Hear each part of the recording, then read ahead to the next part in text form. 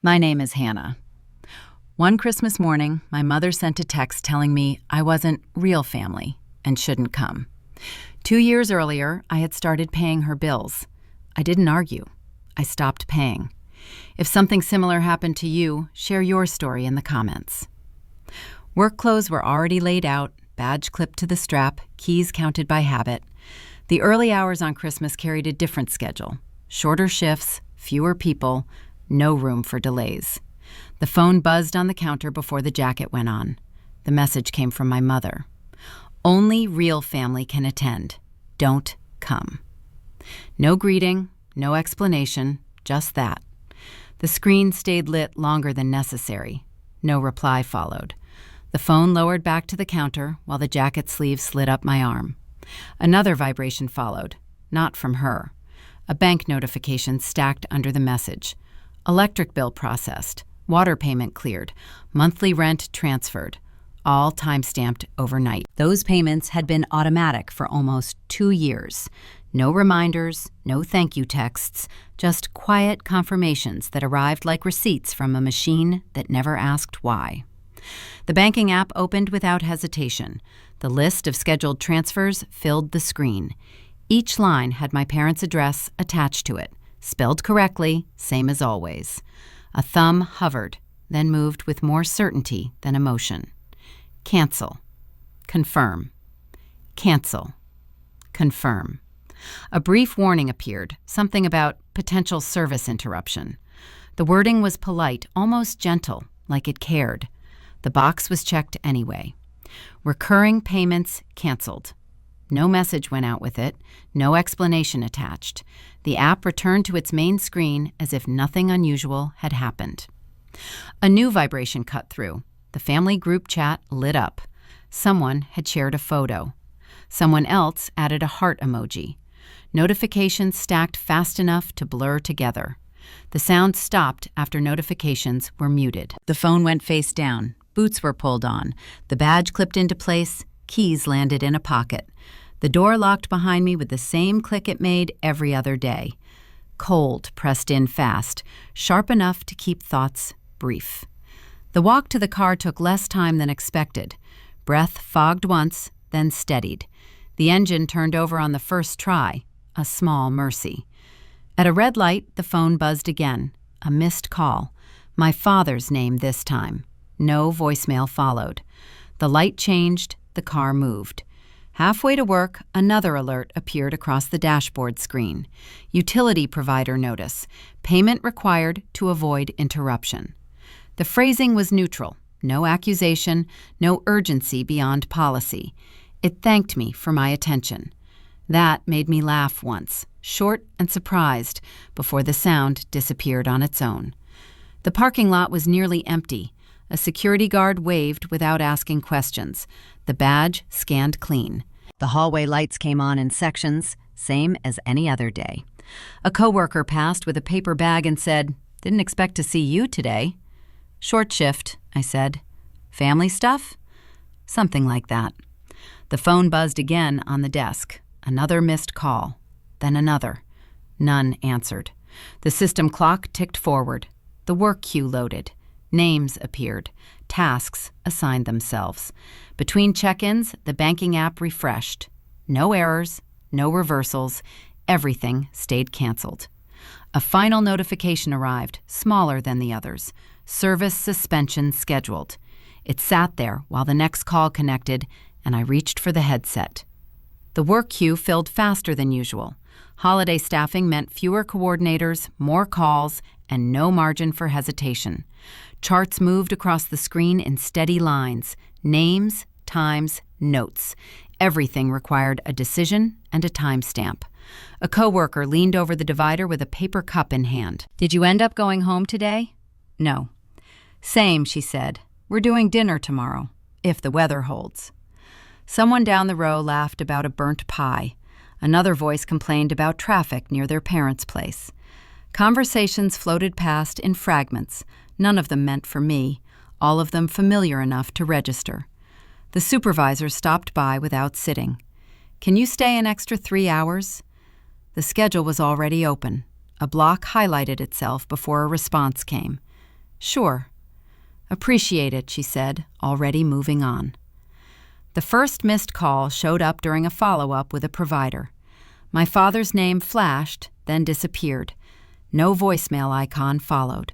The system logged the call attempt anyway, time-stamped and archived. Everything counted for something, even when nothing was said. A text arrived 10 minutes later from an aunt. "Why aren't you coming? Your mother's upset." No punctuation, no question mark. Another message stacked under it from a cousin I hadn't spoken to in months. "What's going on?" The phone stayed face down while the next case loaded. A nurse confirmed availability, transportation was arranged, documentation sent. The process worked the same whether it was a holiday or not. During a short break, the phone turned back over.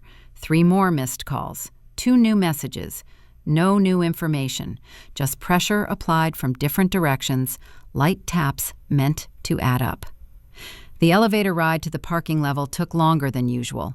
Someone held the door with a cart. Another person apologized for the delay. The car beeped open. That's where Marcus was, leaning against the concrete column near the utility panels, clipboard tucked under one arm. "Hey," he said, "got a minute?" "What's up?" "Nothing urgent, just letting you know." He flipped the clipboard open, scanned a page. "The system flagged a few utility accounts at your parents' address. Payments stopped processing." "That makes sense." Marcus nodded once. No reaction beyond that. "The system doesn't care about holidays," he said, the same way someone might mention the weather. "Flags everything the same." "Good to know." "Just check the contracts when you have time," he added. "Make sure nothing's still tied to you." No advice followed. No suggestion about family. No opinion offered. The clipboard closed with a soft tap. "Thanks," I said. "Any time." The car pulled out of the garage a minute later. Traffic crawled, then opened up. A notification slid across the dashboard screen. Reminder, additional shift confirmed. It didn't ask whether that worked, it simply recorded the fact. Back at the desk, the extra hours stacked themselves neatly onto the timeline. The supervisor sent a short message thanking everyone who stayed. A thumbs-up emoji followed, the only decoration allowed. Another text buzzed through, this one from my mother. "Why are people saying the bills didn't go through?" The wording skipped the earlier message entirely, as if that part had never happened. No mention of Christmas, no acknowledgement of the line she'd drawn that morning. No reply went back. The next call came from a pharmacy. A dosage needed confirmation. The pharmacist waited while records were pulled. Approval granted. The call ended with a polite thank you that sounded the same as every other one. A coworker rolled her chair back and stretched. "You doing anything later?" "Working." She laughed. "Of course you are." The phone buzzed again. A group message this time. Someone had added me back after I muted it. "Your mom's really stressed. Maybe just come by for a bit." The message sat there long enough to register, then slid out of view when another alert replaced it. Utility provider update available. That one stayed unopened. Work filled the space instead. Calls lined up, notes were entered. Time moved forward in measured blocks. Marcus's words came back briefly, not as advice, just as information. Systems didn't negotiate, they processed. The last call before the next break ended abruptly when the connection dropped. The log marked it incomplete. A follow-up was scheduled automatically. Another missed call from my father appeared, then vanished into the list. No voicemail. Still, nothing said out loud. The schedule refreshed again. A confirmation tone sounded, pleasant and neutral. Additional hours added. A cart rattled as it rolled past the produce section. Someone argued with a kid about cereal.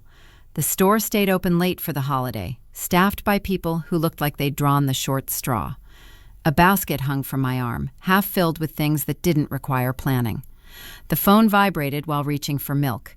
An email from the electric company sat at the top of the inbox. Past due notice. Service address listed. My parents' place. That didn't line up with what had been paid for years. The message opened anyway. Dates, amounts, and a neat table of charges followed.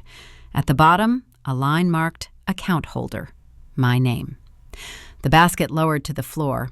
Another tap brought up the account history. 2 years back, the holder changed. No explanation, no signature attached, just a processed request and a confirmation number. A voice cut in from behind. "Excuse me." The basket shifted aside. Someone grabbed the last carton of eggs and moved on. The screen stayed where it was, the information unchanged.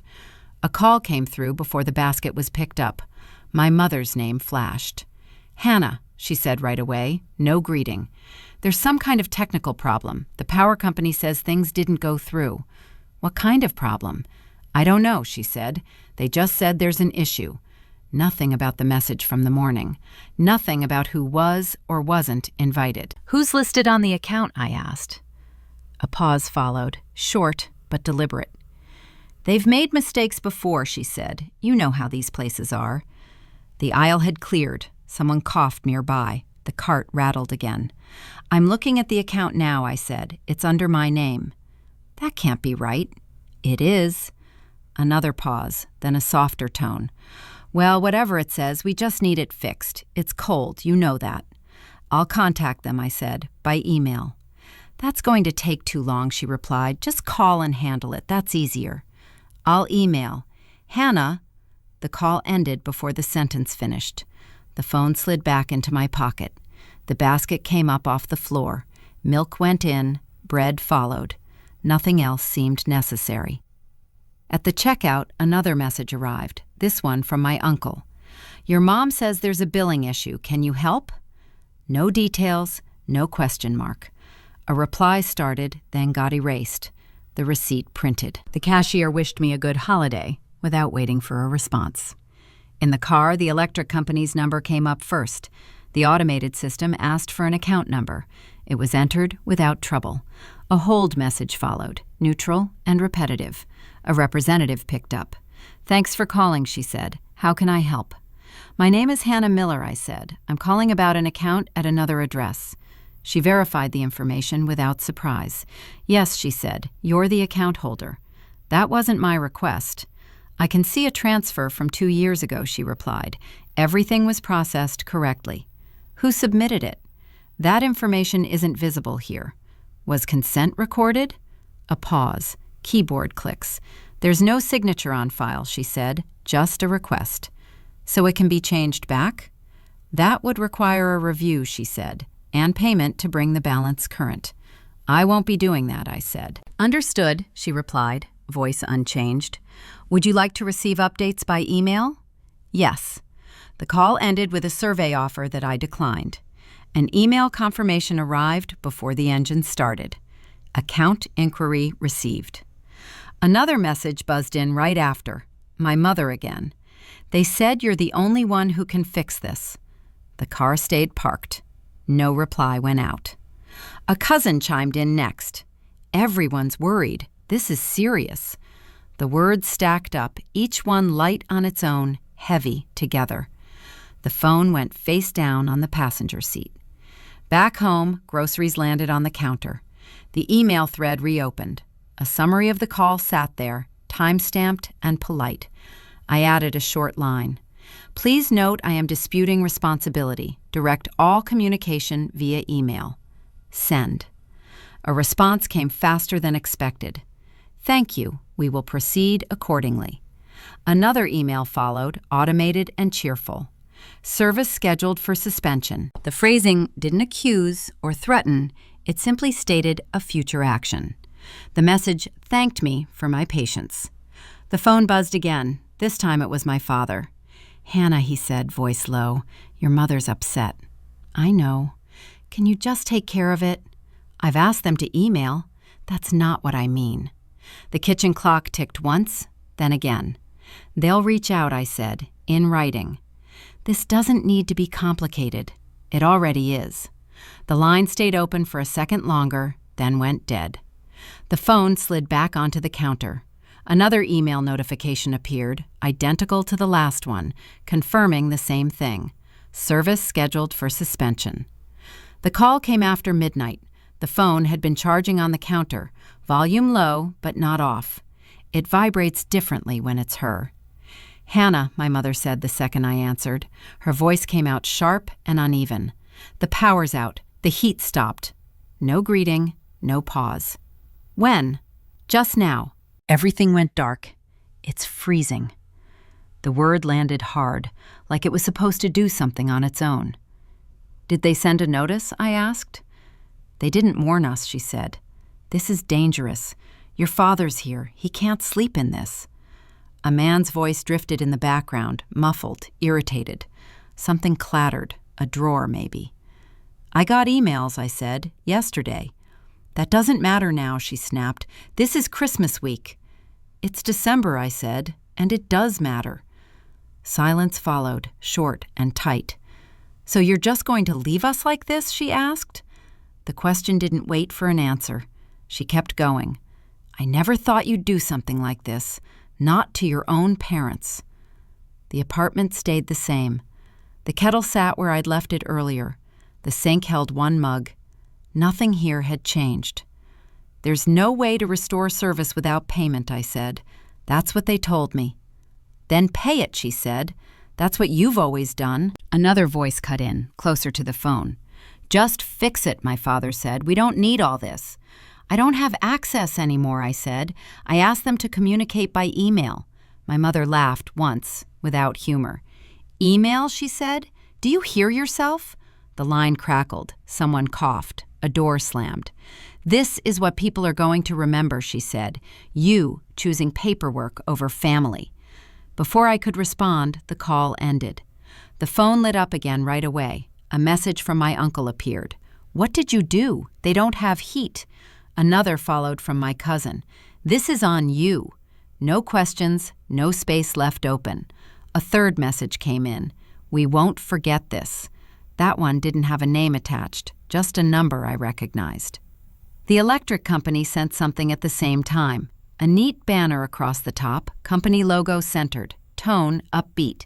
"Thank you for contacting us." The message thanked me for my patience and confirmed the suspension. It offered a link to manage my preferences. The timing almost felt intentional. A reply from my mother came through while that email stayed open. "You can't seriously be doing this." No punctuation, no context, just the sentence. The phone buzzed again, then again. Calls stacked up, missed, unanswered. The kitchen chair scraped back. I sat without thinking about it.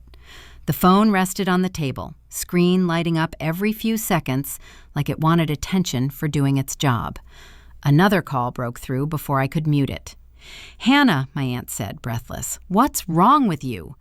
"There's a billing issue," I said. "That's not an answer." I asked them to email me. She sighed loudly, the sound exaggerated. "You're punishing them." "I didn't change the weather," I said. "I didn't shut the power off." "You stopped paying," she said. "Yes, that's the same thing." "It isn't." A pause followed, then her voice shifted. "You're being cold." That word again. Everyone kept using it like it proved something. "They're old," she added. "You know that." "They're adults," I said. The call ended with a sharp exhale, like I'd hung up on her instead of the other way around. Another email arrived. Same subject line, same phrasing. The system didn't seem to mind repeating itself. "Service interruption in effect." A line at the bottom thanked me again. I scrolled past it. The earlier account summary was still there. My name, typed clean and official. Account holder. Responsible party. That part hadn't come with a thank you. The phone buzzed once more. This time it was my father again. "Your mother's crying," he said. "I know. She doesn't understand why you're doing this." "I've explained." "She says you're acting like she doesn't matter." The words stayed between us for a moment. "I didn't get invited," I said. "That was just a message," he said. "You know how she is." That message counted. He didn't respond right away. Breathing filled the space instead. "Just take care of it," he said finally. "We'll talk later." "There's nothing to talk about," I said. The waiting room at the Legal Services office didn't offer privacy or comfort. Chairs lined the wall. Forms sat stacked on a low table, corners bent from use. A sign taped to the door listed what they couldn't help with, printed larger than the list of what they could. My name was called without emphasis. The attorney didn't ask why I was there. She slid a folder across the desk instead. "These are the accounts tied to you," she said. "Utilities, partial lease responsibility, and a payment history going back 2 years." The pages felt heavier than they looked. Each line carried my name where it hadn't belonged before. Electric, gas, water.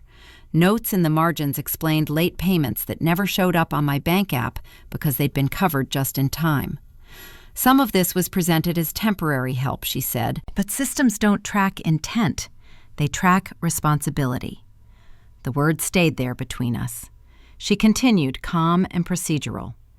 "Because your name appears as account holder, any interruption affects your credit. Any dispute takes time. Any delay adds fees." The phone buzzed against my leg. My father's name flashed, then disappeared. No voicemail followed. "What options do I have?" I asked. She turned the monitor so I could see it. "You can pay and keep control," she said, "or you can formally separate responsibility. That won't stop the immediate consequences, but it limits future exposure." "And them?" "That depends on what they choose to do next." A knock came at the door. Another client waited. The attorney checked the time. "We don't have much longer," she said. The phone buzzed again. This time it was my mother. Then again. The screen lit up with missed calls stacked one after another. No messages, just attempts. "She's calling," I said. The attorney nodded once. They usually do. That landed harder than it should have, not because it was cruel, but because it was routine. Another page slid across the desk. "This form requests removal of your name from shared financial obligations," she said. "It also triggers a review of how your name was added." "What kind of review?" "A slow one." The phone vibrated again. A text came through from my cousin. "You're tearing the family apart." No punctuation, no explanation. A second message followed. "Mom's not eating." The attorney watched without comment while I turned the phone face down. "These decisions tend to feel final," she said. "They usually aren't. But they do change how people interact with you." The room stayed functional. Nothing there reacted to the weight of that sentence. "What happens if I don't sign?" I asked. "Then you stay responsible," she said, "whether you're involved or not." The difference between those two words settled in. The phone buzzed again. This time, it was my father, calling without warning. I declined it without explanation. "That's new," the attorney said, not unkindly. "What is?" "People usually answer at least once." "I've answered enough." She nodded, like that fit into a category she recognized. The form waited. Lines for signature and date sat empty, patient. No language on the page referenced family, holidays, or intentions, just names and consequences. "I didn't mean for it to last this long," I said. She looked up, didn't interrupt. "It started as help," I added, "just until things stabilized." "They often do," she said, "on paper." The phone buzzed again. This time, a group message slipped through, despite the mute. "You'll regret this." A different number followed with another message. "People don't forget who turns their back." That one made me smile once, brief and unplanned. "They say that like it's a threat," I said. The attorney allowed herself a small exhale. "Memory isn't enforcement," she said. "Credit bureaus are." The humor sat there, dry and uninvited. But it worked. The pen rested in my hand longer than expected. The weight of it felt ordinary. The act didn't. Signing didn't stop the calls. It didn't undo what had already happened. It didn't fix the heat or the silence on the other end of the line. The signature went down anyway. Date followed. The attorney collected the form and slid it into a folder marked for processing. "This will take time," she said. "There may be pushback." "I know." "People may contact you to change your mind." "They already have." She stood, signaling the end of the appointment. "If anything else comes up, email us," she said. "The system prefers documentation." That line almost made me laugh again. In the hallway, the phone vibrated twice more. My mother this time. Then my father. No messages left. No words committed to record. The exit door opened with a familiar resistance. Cold waited on the other side. The phone stayed silent for a few steps, then buzzed again. A notification from the electric company appeared, neatly formatted. Account under review. The lobby at the electric company had the same counters and lines as any other weekday. People waited with folders, phones pressed to ears, coats half unzipped. A digital board advanced numbers without comment. When mine came up, a clerk waved me forward and asked for an ID. The folder on the counter opened easily. Copies slid out in a practiced motion. "We pulled the original transfer," she said. "It helps if you're here." The document wasn't dramatic. One page, a form number at the top, a signature at the bottom that looked like mine until it didn't. The loops were off, the pressure uneven, close enough to pass if no one was checking. "That's not my signature," I said. She nodded and typed. "We thought so," she said. "The request came from your mother's address, submitted by mail." Another sheet followed. Then another. Utilities first. Gas, water. A note referenced a partial lease obligation, bundled as a convenience. The clerk kept her voice even. "It's common," she said. "Families do this when they're stuck." A man in a badge approached from behind the counter. He introduced himself by first name only and asked if I could step to a side desk. "We'll need your cooperation," he said. "This may involve a review by the Public Services Unit." "What does that mean?" "Paperwork," he said. "And time." A phone buzzed. My mother again. It went unanswered. The man pointed to the signature line. "Did you authorize this?" "No." "Did you know it happened?" "No." He checked a box and moved on. "Did you benefit from the transfer?" "I paid the bills," I said. "That's it." He wrote something down. The clerk returned with a printed summary and slid it across. "You'll get updates by email," she said. "Please don't contact the account directly while the review is open." "That's fine." The phrase came out steady. It surprised me. The email arrived before I left the building. Subject line in bold. Review initiated. The body thanked me for my cooperation and explained next steps in numbered bullets. It asked for copies of IDs and proof of residence. No mention of family. No mention of holidays. Outside, my phone rang. I answered without looking. "Hannah," my mother said, voice low this time. "They're saying things I don't understand." "What are they saying?" "That there's a problem with paperwork," she said, "that you told them something." I told them the truth. "This didn't have to go this far. You signed my name." A pause followed, longer than before. "I did what I had to," she said, "for us." "That wasn't your choice." "You weren't helping fast enough," she said. "We were drowning." "I was paying everything." "And it still wasn't enough," she said. "You know how things get." Her words slid past the point where they could land. Another voice came on the line, sharper this time. "You're putting your mother in danger," my aunt said. "Do you hear yourself?" "I'm cooperating with a review," I said. "That's all." "You could stop it." "I can't." "You won't." The call ended without a goodbye. The next email arrived while I was still standing there. A request for additional documents. Another thank you at the bottom. The system liked politeness.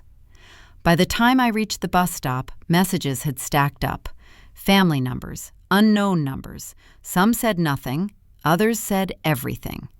"You didn't need to do this. You could have talked to us. Mom is sick over this." No one asked about the signature. At home, the folder from the legal office opened again on the table. Copies lined up. The forged signature looked worse the longer I stared at it. A knock came from the phone instead of the door. A new email from the electric company flagged an attachment, Official notice attached. The notice explained that an administrative investigation had been opened into the transfer of accounts. It named my mother. It cited potential consequences without describing them. It closed with a line thanking me again. Another message arrived from my father, the first in days. Your mother didn't mean to hurt you. I typed a reply, then erased it. Nothing went back. A call followed from a number I didn't recognize. A woman introduced herself as part of the Public Services Unit. Her tone stayed professional. We'll need a statement, she said. By email is fine. I'll send it tonight. Thank you, she said. Please don't discuss this with the other party. That won't be a problem. She paused, then added, this can be difficult for families. I know. The line went dead. The silence afterward felt earned. Messages kept coming, but fewer now. The tone shifted, shorter, harder. You did this to her. Hope you're happy. The last one came without a name. The email with the statement went out before midnight. Attachments included, dates listed, facts stated. No commentary, no apology. A confirmation returned within minutes. Statement received, case opened. Thank you for your cooperation. The waiting area at the municipal office smelled like paper and disinfectant. Numbers blinked on a screen above the counter. Chairs scraped. Someone argued quietly with a clerk about a form that had been filled out in blue ink instead of black. My phone stayed on the table, screen up, notifications enabled. Emails arrived in steady intervals, each one stamped with time and reference numbers. Requests were answered in order. Attachments uploaded. Receipts generated themselves. At the counter, a woman with a laminated badge checked my ID and nodded. We have your statement, she said, and the supporting documents. She tapped a keyboard and glanced at the monitor. You won't need to come back today. Good. Please don't contact the other party directly, she added, reading from the screen. All communication should go through official channels. That's already in place. She paused, then looked up. Thank you for your cooperation. The phrase followed me out of the building. Outside, a message from my mother appeared. No greeting, no accusation this time. They want me to come in. I didn't reply. Another message followed from my father. Can we talk? The phone stayed where it was.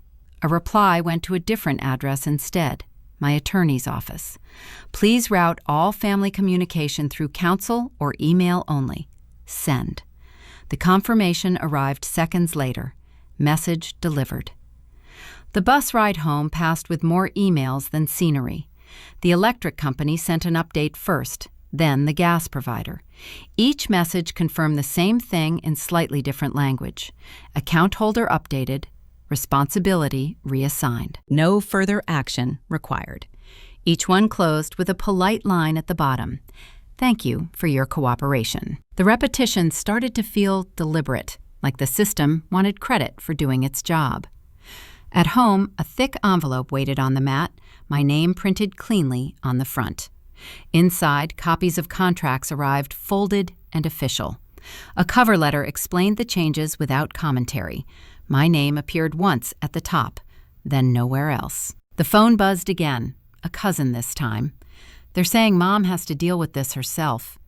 A second message followed before I could set the phone down. Did you really need to go this far? A response typed itself out and got deleted. The phone went face down.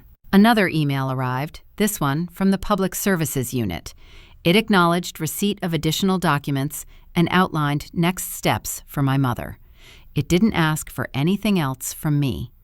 The last line read, as expected, thank you for your cooperation. At the grocery store later that afternoon, someone recognized me from the neighborhood.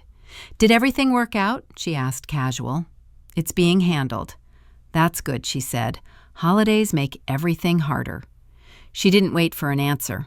The line moved forward. Back home, a voicemail appeared from my mother. I listened without putting it on speaker. Hannah, she said, voice controlled in a way it hadn't been all week. They're asking questions. I don't understand why you didn't just tell me what you were doing. The message ended without asking for a call back. Another voicemail followed from my father, shorter. They're serious this time. The phone went back on the counter. The kettle filled again. Water heated. A mug waited. An email from the attorney arrived while the kettle clicked off.